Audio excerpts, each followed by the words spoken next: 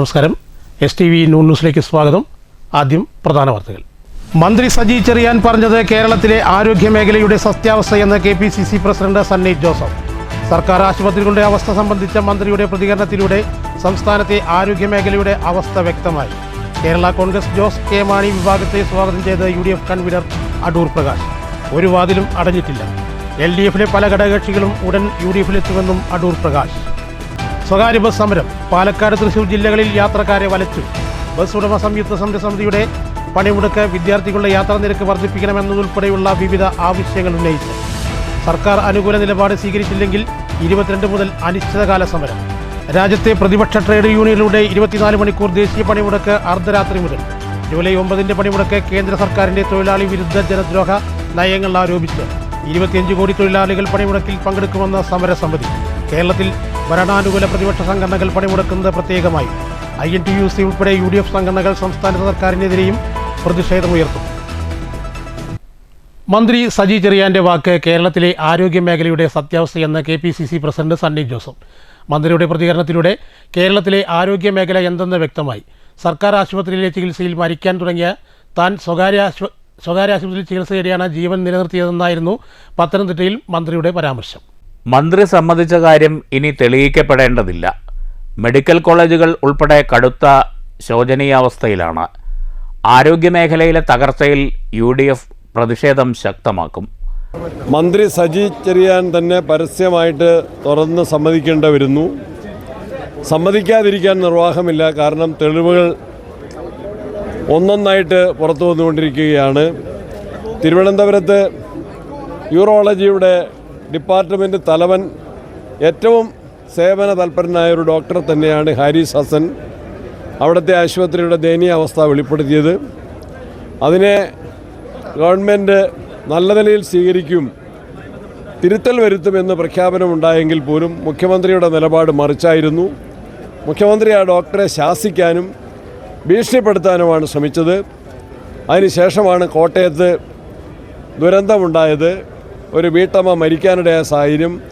അവിടെയും മന്ത്രിമാർ സ്വീകരിച്ച നിലപാടെന്തെന്ന് നമ്മൾ കണ്ടു കഴിഞ്ഞു.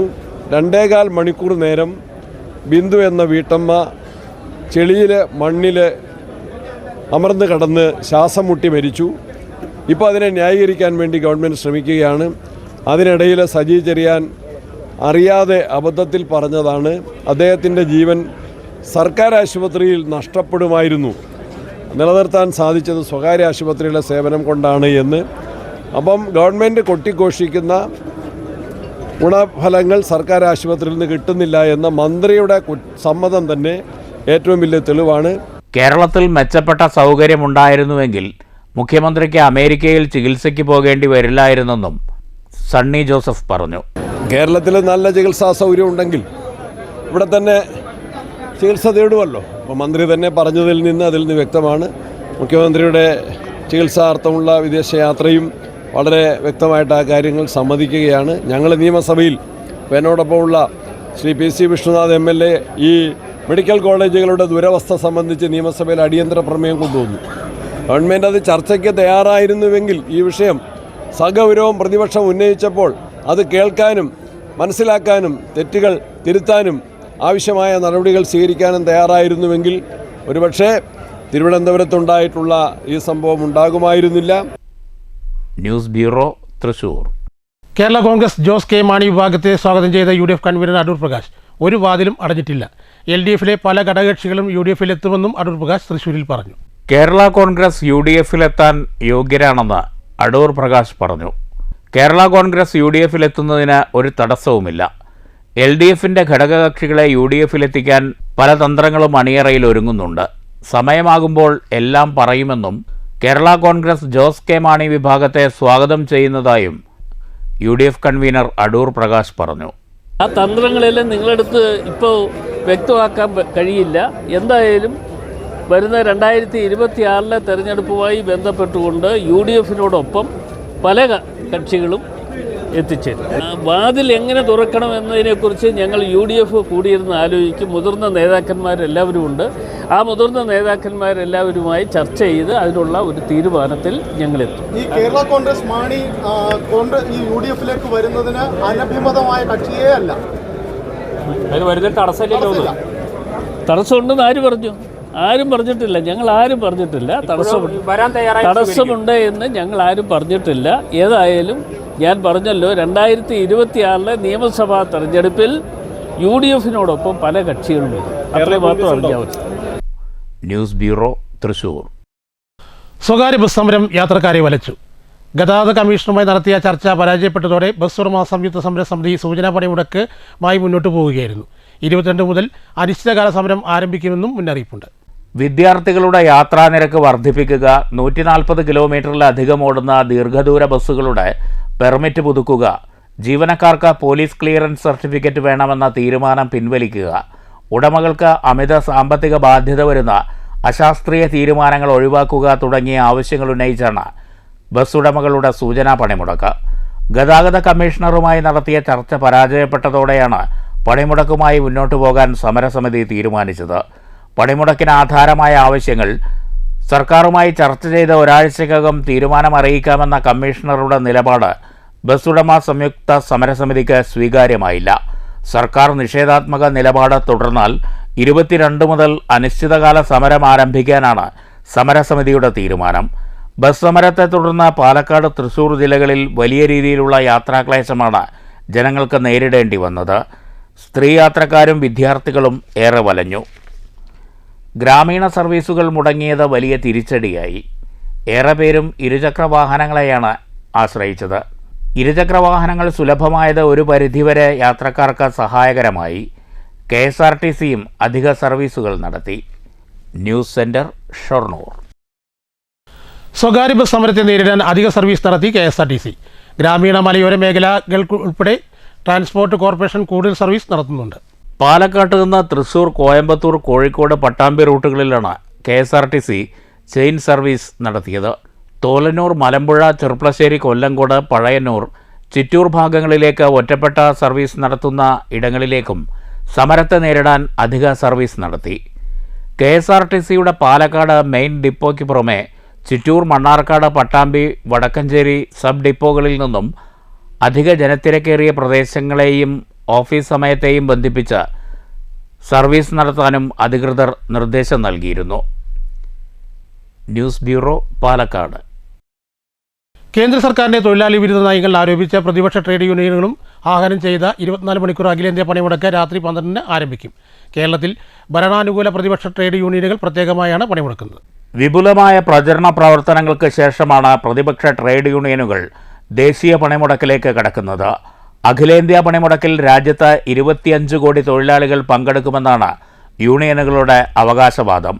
24 മണിക്കൂർ പണിമുടക്ക് അർദ്ധരാത്രി ആരംഭിക്കും. സംസ്ഥാനത്ത് ഭരണാനുകൂല സംഘടനകളും പ്രതിപക്ഷ ട്രേഡ് യൂണിയനുകളും ഒറ്റക്കെട്ടല്ല.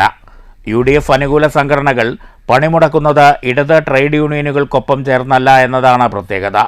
സംസ്ഥാന സർക്കാരിൻ്റെ നയങ്ങൾക്കെതിരായ പ്രതിഷേധമുയർത്താനും INTUC ഉൾപ്പെടെയുള്ള സംഘടനകൾ തീരുമാനിച്ചിട്ടുണ്ട്. എങ്കിലും കേരളത്തിൽ അഖിലേന്ത്യാ പണിമുടക്ക് പൂർണ്ണമാകാനാണ് സാധ്യത. എല്ലാ മേഖലകളും സ്തംഭിക്കും. പാലക്കാട്, തൃശ്ശൂർ ജില്ലകളിൽ പണിമുടക്ക് പൂർണ്ണമാകുമെന്ന് ട്രേഡ് യൂണിയൻ നേതാക്കൾ വ്യക്തമാക്കി കഴിഞ്ഞു. പണിമുടക്കിന് വിവിധ മേഖലകളിലെ തൊഴിലാളികൾക്ക് പുറമെ വിവിധ കർഷക സംഘടനകളും പെൻഷനേഴ്സ് യൂണിയനുകളും മറ്റ് വയോജന സംഘടനകളും ഐക്യദാർഢ്യം പ്രഖ്യാപിച്ചിട്ടുണ്ട്. 10 തൊഴിലാളി യൂണിയനുകൾ സംയുക്തമായാണ് രാജ്യവ്യാപകമായി പ്രതിഷേധിക്കുന്നത്. കർഷകർ, ബാങ്കിംഗ് മേഖല, തപാൽ, കൽക്കരി ഖനനം, ഫാക്ടറികൾ, പൊതുഗതാഗതം എന്നീ മേഖലകളിൽ നിന്നുള്ള തൊഴിലാളികൾ പണിമുടക്കും. INTUC, Hind Mazdoor Sabha, Samyukta Kisan Morcha, INTUC, CITU, all India united trade union centre, trade union coordinate centre, self employed women's association, all India central council of unions, labour progressive federation, united trade union congress തുടങ്ങിയ സംഘടനകളാണ് പണിമുടക്കിൽ പങ്കുചേരുക. യൂണിയനുകൾ മുന്നോട്ട് വെച്ച 17 നിർദ്ദേശങ്ങൾ കേന്ദ്ര സർക്കാർ തുടർച്ചയായി അവഗണിക്കുന്നതിൽ പ്രതിഷേധിച്ചാണ് സമരം. തൊഴിൽ നിയമം, സ്വകാര്യവൽക്കരണം, കരാർ തൊഴിൽ വ്യാപകമാക്കൽ തുടങ്ങിയ വിഷയങ്ങളിലാണ് യൂണിയനുകൾക്ക് എതിർപ്പുള്ളത്. അതേസമയം സംഘപരിവാർ സംഘടനയായ BMS പണിമുടക്കിൽ പങ്കാളിയാകില്ല. കേരളത്തിൽ KSRTC സ്വകാര്യ ബസ് സർവീസുകളും ബാങ്കിംഗ് മേഖല, തപാൽ സർവീസ് എന്നിവയും നിശ്ചലമാകും. റെയിൽ സേവനങ്ങളിലോ ബാങ്കിംഗ് സേവനങ്ങളിലോ തടസ്സമുണ്ടാകുമെന്ന് അധികൃതർ വ്യക്തമാക്കിയിട്ടില്ല. അവശ്യ മേഖലകൾ മാത്രമാണ് പണിമുടക്കിൽ നിന്ന് ഒഴിവാക്കിയിട്ടുള്ളത്. News centre, Shoranur. ഷൊർണൂരിൽ സ്വകാര്യ ബസ്സിൽ ബൈക്കിടിച്ച് 3 വിദ്യാർത്ഥികൾക്ക് പരിക്ക്. KVR സ്കൂളിന് മുന്നിൽ ഇന്നലെ വൈകിട്ട് 5:30 അപകടം. കുളപ്പുള്ളി സ്വദേശികളായ 15 വയസ്സ് പ്രായമുള്ള പ്രിൻസ്, അശ്വിൻ, ഷൊർണൂർ ഗണേശ്ഗിരി സ്വദേശി അഭിനവ് എന്നിവർക്കാണ് പരിക്കേറ്റത്. KVR സ്കൂളിൽ നിന്ന് ഒരു ബൈക്കിലെത്തിയ 3 വിദ്യാർത്ഥികൾ മുന്നോട്ട് നീങ്ങുന്നതിനിടെ നിയന്ത്രണം തെറ്റി എതിരെ വന്ന സ്വകാര്യ ബസ്സിൽ ഇടിക്കുകയായിരുന്നുവെന്ന് പോലീസ് പറഞ്ഞു. അപകടത്തിൽ ഗുരുതരമായി പരിക്കേറ്റവരെ നാട്ടുകാരാണ് വാണയംകുളത്തെ സ്വകാര്യ ആശുപത്രിയിൽ എത്തിച്ചത്. പ്രിൻസിന് തലയ്ക്കും ഇടുപ്പെല്ലിനുമാണ് പരിക്ക്. അശ്വിൻ്റെ തലയ്ക്കും കാലിനും പരിക്കേറ്റിട്ടുണ്ട്. അഭിനവിൻ്റെ പരിക്ക് ഗുരുതരമല്ല. അപകടത്തിൽ ബൈക്ക് പൂർണ്ണമായും തകർന്നു. 3 പേരും ഷൊർണൂർ KVR സ്കൂളിലെ 10ാം ക്ലാസ് വിദ്യാർത്ഥികളാണ്. News centre, Shoranur. വീട്ടിലെ പറമ്പിൽ മുരിങ്ങയില പറിക്കാൻ പോയ വീട്ടമ്മയെ മരിച്ച നിലയിൽ കണ്ടെത്തി. ചേലക്കര പുലാക്കോട് വടക്കേക്കര ഏഴരയിൽ വീട്ടിൽ വിജയന്റെ ഭാര്യ 59 വയസ്സുള്ള ശാന്തയാണ് മരിച്ച നിലയിൽ കണ്ടെത്തിയത്. തിങ്കളാഴ്ച വൈകിട്ട് വീട്ടുവളപ്പിൽ മുരിങ്ങ പൊട്ടിക്കാനായി പറമ്പിൽ പോയതായിരുന്നു. അയൽവാസിയാണ് ശാന്തയെ വീടിന് സമീപം നിലത്ത് വീണ് കിടക്കുന്ന നിലയിൽ കണ്ടെത്തിയത്. ഉടൻ വീട്ടുകാർ ചേർന്ന് ചേലക്കര താലൂക്ക് ആശുപത്രിയിലും തുടർന്ന് തൃശൂർ മുളങ്കുന്നത്തുകാവ് മെഡിക്കൽ കോളേജ് ആശുപത്രിയിലും എത്തിച്ചെങ്കിലും ജീവൻ രക്ഷിക്കാനായില്ല. ചേലക്കര പോലീസ് മേൽനടപടികൾ സ്വീകരിച്ചു. News bureau, Cheruthuruthy. കഞ്ചാവ് കേസിലെ പ്രതിക്ക് ശിക്ഷ ഉറപ്പാക്കാൻ സാക്ഷിയെന്ന നിലയിൽ ഉറച്ചുനിന്ന തൃത്താല സ്വദേശിക്ക് ഷൊർണൂർ റെയിൽവേ പോലീസിന്റെ ആദരം. തൃത്താല സ്വദേശി രാജേന്ദ്രനെയാണ് DYSP ശശിധരനും ഇൻസ്പെക്ടർ PV രമേശും ചേർന്ന് ആദരിച്ചത്.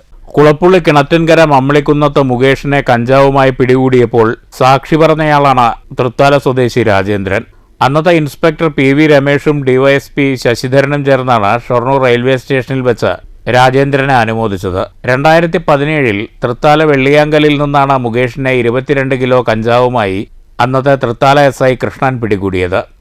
ഈ കേസിൽ സാക്ഷിയായി നിന്ന രാജേന്ദ്രൻ പ്രതിക്ക് ശിക്ഷ ഉറപ്പാക്കും വരെ പോലീസിനെയും പ്രോസിക്യൂഷനെയും സഹായിച്ചു. ഞാൻ പട്ടാമ്പി CI തൃത്താല SI കൃഷ്ണൻ വെള്ളിയാങ്കലിൽ വെച്ച് പിടിച്ചൊരു കഞ്ചാവ് കേസാണിത്. ഷൊർണൂരിലെ KMB പറഞ്ഞ ആളുടെ മകൻ മുകേഷാണ് ഇതിലെ പ്രതി. 22 കിലോന്റെ അടുത്ത് കഞ്ചാവാണ് കൊമേഴ്സിൽ കൊണ്ടിട്ട് കാൽ സഹിതം വെള്ളിയാങ്കലിൽ വെച്ച് വാഹന പരിശോധനയ്ക്കിടെ കൃഷ്ണൻ പിടിച്ചത്, SI പിടിച്ചത്. ഇതില് സാക്ഷിയൊക്കെ നല്ലൊരു വക്കീലിനെ വെച്ച് സാക്ഷിയൊക്കെ ധാരാളം പ്രലോഭനമൊക്കെ നടത്തിയിട്ടുണ്ടായിരുന്ന കേസാണെന്നാണ് ഞാൻ മനസ്സിലാക്കാൻ പറ്റുന്നത്. എന്തായാലും സാക്ഷിയടക്കം എല്ലാവരും ശക്തമായ നിലപാടെടുത്തുകൊണ്ട് പ്രതിക്കിപ്പോൾ കോൺഗ്രസിൽ 12 കൊല്ലം ശിക്ഷ ബഹുമാനപ്പെട്ട കോടതി കൊടുത്തിട്ടുണ്ട്. ഇതിന്റെ ഭാഗമായി മുകേഷിനെ കോടതി 12 വർഷം ശിക്ഷിച്ചു. കേസിലെ സാക്ഷിയായ രാജേന്ദ്രനെ വിലപേശിയും ഭീഷണിപ്പെടുത്തിയും മുകേഷ് സ്വാധീനിക്കാൻ ശ്രമിച്ചെങ്കിലും ഇദ്ദേഹം പോലീസിനും പ്രോസിക്യൂഷനും ഒപ്പം നിന്നു. അപ്പോൾ 2017 മാസം അപ്പോൾ ഇനിയും നാടിന് മറ്റൊരാപത്ത് വരാതിരിക്കാൻ വേണ്ടി ഞാനത് കൃത്യനിഷ്ഠതയോടുകൂടി ആ സാക്ഷി എന്നുള്ള നിലയ്ക്ക് ഏറ്റെടുത്ത് പോലീസിലെയും അതേപോലെ തന്നെ കോടതിയിലും വിശ്വസ്തയോടുകൂടി ഞാൻ സാക്ഷി രേഖപ്പെടുത്തി. അതിൻ്റെ അടിസ്ഥാനത്തിൽ ആ പ്രതിയെ 16 വർഷം എന്നായിരുന്നു പത്രത്തിൽ വന്ന വാർത്ത, ശിക്ഷിച്ചു. അപ്പോൾ ഇത്തരം ആപത്തുകൾ രാജ്യത്ത് വരാതിരിക്കാൻ എന്നെപ്പോലുള്ള ആളുകൾ മുന്നിട്ടിറങ്ങിയാൽ ഇത് നല്ലൊരു കാര്യമായിട്ട് മാറും നാളെ. കാരണം നമ്മുടെ എല്ലാ മക്കളും വളർന്നു ഇപ്പോൾ വന്നുകൊണ്ടിരിക്കുന്നത് ഈ കഞ്ചാവിനും മറ്റുള്ള ലഹരി പദാർത്ഥങ്ങൾക്കും അടിമയായിട്ടാണ്. അപ്പം അതിനൊരു മാറ്റം വരുത്താൻ വേണ്ടി ഒരു സാമൂഹ്യ പ്രചോദനത്തിന് വേണ്ടി ഞാനത് ചെയ്തു. മുകേഷ് ഇപ്പോൾ ജയിലിലാണ്. DYSP ശശിധരൻ, SI അനിൽ മാത്യു എന്നിവരും ഒപ്പമുണ്ടായിരുന്നു. News centre, Shoranur. ലക്കിടിപ്പേരൂർ ഗ്രാമപഞ്ചായത്തിലെ ലൈഫ് ഗുണഭോക്താക്കളുടെ സംഗമം നടന്നു. ഗ്രാമപഞ്ചായത്ത് പ്രസിഡന്റ് K സുരേഷ് ഉദ്ഘാടനം ചെയ്തു. അതിൻ്റെ ഭാഗമായി ഇവിടെ സൂചിപ്പിച്ചതുപോലെ നമുക്ക് വീട് നൽകാൻ കഴിഞ്ഞത് നമ്മുടെ പഞ്ചായത്ത് ലൈഫ് ഭവന നിർമ്മാണ പദ്ധതി വഴി 2021 മുതൽ നമ്മുടെ ഈ ഭരണസമിതി അധികാരത്തിൽ വന്നതിന് ശേഷം 218 പേർക്കാണ് വീട് നൽകിയിട്ടുള്ളത്. പിന്നെ PMAY പദ്ധതി വഴി 111 വീടുകൾ നൽകിയിരുന്നു. വികസന standing committee chairman K Vijayakumar അധ്യക്ഷത വഹിച്ചു. K ഹരി, കുമാരി ദേവി, മെമ്പർമാരായ അനിൽ, മണികണ്ഠൻ, ഷിബു, ഉണ്ണികൃഷ്ണൻ, സുജിനി എന്നിവർ സംസാരിച്ചു. VEO പദ്ധതി വിശദീകരണം നടത്തി. ഭരണസമിതിയുടെ കാലയളവിൽ നിലവിൽ ഇതുവരെ 321 വീടുകൾ നൽകുവാൻ കഴിഞ്ഞു. ബാക്കി വരുന്ന കുടുംബങ്ങൾക്ക് മുൻഗണനാ ക്രമമനുസരിച്ച് ലൈഫ് വഴി വീട് നിർമ്മിച്ച് നൽകുവാനുള്ള തീരുമാനമെടുത്തതായി സംഗമം അറിയിച്ചു. News bureau, Pathirippala. വായനാ പക്ഷാചരണത്തിന്റെ ഭാഗമായി ഷൊർണൂർ പ്രഭാതം പബ്ലിക് ലൈബ്രറി IV ദാസ് അനുസ്മരണം സംഘടിപ്പിച്ചു. Shoranur saint Therese higher secondary school principal D. Simi ഉദ്ഘാടനം ചെയ്തു. വായിച്ചിട്ടുള്ളൂ, IV ദാസിനെ ഞാൻ വായിച്ചിട്ടില്ല. നമ്മൾ പറയുമ്പോഴും അതാണ് PN പണിക്കറിൻ്റെയാണ് കുട്ടികളോട് പറയുന്നത്. അപ്പം ഞാൻ 2-3 ദിവസമായിട്ട് അദ്ദേഹത്തിനെ വായിക്കാൻ ശ്രമിച്ചുകൊണ്ടേയിരുന്നു. അപ്പോഴാണ് എനിക്ക് ഭയങ്കര ഒരു നന്ദി പറയാനുള്ളത്. 2010 ഇദ്ദേഹം മരണപ്പെട്ടു എന്ന് പറഞ്ഞു. എൻ്റെ അച്ഛനും അതേ വർഷമാണ് മരിച്ചത്. അതും പിന്നെ അച്ഛൻ്റെ കുറേ നന്മകൾ ഞാൻ ഇദ്ദേഹത്തിനും കാണുകയാണ്. കാരണം അച്ഛൻ വളരെ നല്ല സോഷ്യൽ സർവീസ് ചെയ്യുന്ന ഒരു വ്യക്തിയായിരുന്നു. പാവപ്പെട്ട ഒരു തടി പണിക്കാരനാണ്. പക്ഷെങ്കിൽ മറ്റുള്ളവർക്ക് വീട് കൊടുക്കുക, കട്ടിലുണ്ടാക്കി കൊടുക്കുക, ഇങ്ങനത്തെയൊക്കെ കാര്യങ്ങൾ ചെയ്തു.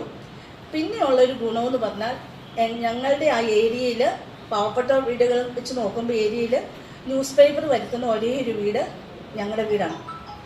എത്ര വെള്ളപ്പൊക്കമാണല്ലോ അച്ഛൻ നീന്തി തുടിച്ച് പത്രം കൊണ്ടുവരും. കാരണം അന്ന് വെള്ളപ്പൊക്കം ആകുമ്പം നമ്മുടെ മുറ്റത്തേക്കൊന്നും വരത്തില്ല. അപ്പം വഴി പോയിട്ട് കൊണ്ടുവരും. മാഷിനറിയാം, പ്രശാന്ത് മാഷിനറിയാം. എൻ്റെ അച്ഛൻ ഞങ്ങൾ മനോരമയാണ് വരുത്തുന്നത്. മാഷിൻ്റെ വീട്ടിൽ നിന്ന് മാതൃഭൂമിയും ദേശാഭിമാനി 3 പത്രവും അവരുടെ വീടിൻ്റെ മുറ്റത്ത് പോയി സിറ്റൗട്ടിൽ പോയി ആരോടും സംസാരിക്കില്ല. അച്ഛൻ ഇങ്ങനെ വായിച്ചുകൊണ്ടേയിരിക്കും. ലൈബ്രറി ഹാളിൽ നടന്ന ചടങ്ങിൽ ജോയിന്റ് സെക്രട്ടറി പ്രശാന്ത് അധ്യക്ഷത വഹിച്ചു. ലൈബ്രറി എക്സിക്യൂട്ടീവ് അംഗം രാമചന്ദ്രൻ D. സിമിയെ ഉപഹാരം നൽകി ആദരിച്ചു. എക്സിക്യൂട്ടീവ് അംഗങ്ങളായ K. സുരേഷ്, R. മണി, M. Manoj, ലൈബ്രറിയന്മാരായ CK. Govindankutty, M. Ramla എന്നിവർ പ്രസംഗിച്ചു. Library secretary KC. രാജൻ സ്വാഗതവും എക്സിക്യൂട്ടീവ് അംഗം ശ്രീജ ഹരിദാസ് നന്ദിയും പറഞ്ഞു. News centre, Shoranur. പ്രധാന വാർത്തകൾ ഒരിക്കൽ കൂടി. മന്ത്രി സജി ചെറിയാൻ പറഞ്ഞത് കേരളത്തിലെ ആരോഗ്യ മേഖലയുടെ സത്യാവസ്ഥയെന്ന് KPCC പ്രസിഡന്റ് സണ്ണി ജോസഫ്. സർക്കാർ ആശുപത്രികളുടെ അവസ്ഥ സംബന്ധിച്ച മന്ത്രിയുടെ പ്രതികരണത്തിലൂടെ സംസ്ഥാനത്തെ ആരോഗ്യ മേഖലയുടെ അവസ്ഥ വ്യക്തമായി. കേരള കോൺഗ്രസ് ജോസ് കെ മാണി വിഭാഗത്തെ സ്വാഗതം ചെയ്ത് UDF കൺവീനർ അടൂർ പ്രകാശ്. ഒരു വാതിലും അടഞ്ഞിട്ടില്ല. LDFിലെ പല ഘടകകക്ഷികളും ഉടൻ UDFിലെത്തുമെന്നും അടൂർ പ്രകാശ്. സ്വകാര്യ ബസ് സമരം. പാലക്കാട്, തൃശൂർ ജില്ലകളിൽ യാത്രക്കാരെ വലച്ചു. ബസ് ഉടമ സംയുക്ത സമരസമിതിയുടെ പണിമുടക്ക് വിദ്യാർത്ഥികളുടെ യാത്രാ നിരക്ക് വർദ്ധിപ്പിക്കണമെന്നതുൾപ്പെടെയുള്ള വിവിധ ആവശ്യങ്ങൾ ഉന്നയിച്ചു. സർക്കാർ അനുകൂല നിലപാട് സ്വീകരിച്ചില്ലെങ്കിൽ 22 മുതൽ അനിശ്ചിതകാല സമരം. രാജ്യത്തെ പ്രതിപക്ഷ ട്രേഡ് യൂണിയനുകളുടെ 24 മണിക്കൂർ ദേശീയ പണിമുടക്ക് അർദ്ധരാത്രി മുതൽ. ജൂലൈ 9 പണിമുടക്ക് കേന്ദ്ര സർക്കാരിന്റെ തൊഴിലാളി വിരുദ്ധ ജനദ്രോഹ നയങ്ങൾ ആരോപിച്ച് 25 കോടി തൊഴിലാളികൾ പണിമുടക്കിൽ പങ്കെടുക്കുമെന്ന സമരസമിതി. കേരളത്തിൽ ഭരണാനുകൂല പ്രതിപക്ഷ സംഘടനകൾ പണിമുടക്കുന്നത് പ്രത്യേകമായി. INTUC ഉൾപ്പെടെ UDF സംഘടനകൾ സംസ്ഥാന സർക്കാരിനെതിരെയും പ്രതിഷേധമുയർത്തും. ഈ വാർത്താ ബുള്ളറ്റിൻ ഇവിടെ അവസാനിക്കുന്നു. നമസ്കാരം.